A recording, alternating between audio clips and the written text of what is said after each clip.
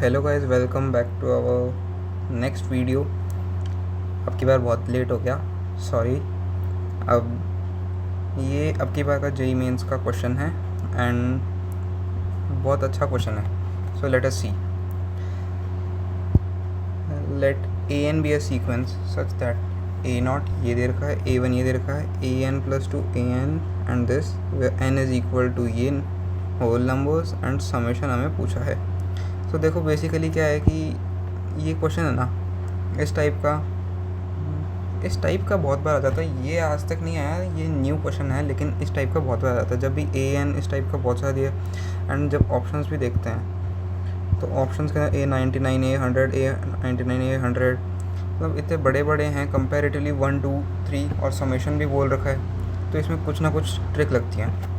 अब basic concept क्या है इसका, एक होता है न्यूटन्स फॉर्मूला। अब वो मत सोचना न्यूटन्स फार्मूला फिज़िक्स वाला, ये मैथ्स के हिसाब से। जैसे कि अगर कोई भी क्वाड्रेटिक इक्वेशन है, let us assume a x square plus b x plus c is equal to 0, ये है अपने पास में।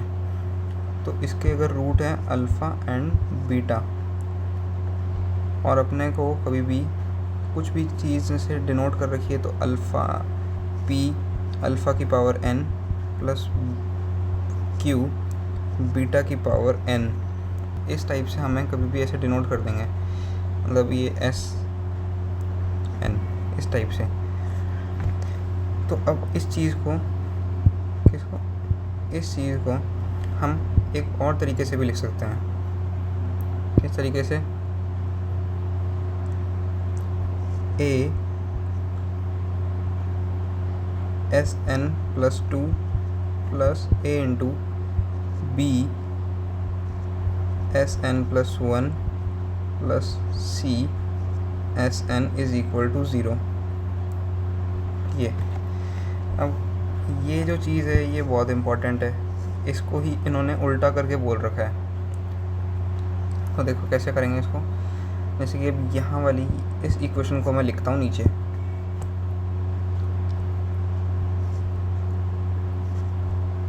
To a n plus 2 is equal to 5 a n plus 1 minus 3 a N.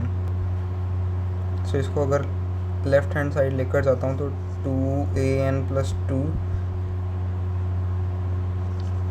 Minus 5 a n plus 1 plus 3 a n is equal to 0। तो ये बनता है। अब अगर इन दोनों इक्वेशंस को अगर कंपेयर करते हैं तो अपने पास में ए की वैल्यू आ गई 2, बी की वैल्यू -5, सी की वैल्यू 3। तो अपने पास क्वाड्रेटिक इक्वेशन आ गया। और क्वाड्रेटिक इक्वेशन के अपने पास, इसका मतलब क्वाड्रेटिक इक्वेशन क्या आई? क्वाड्रेटिक इक्वेशन अपने पास आएगी 2x square minus 5x plus 3 is equal to 0। अब इसके जो रूट्स हैं,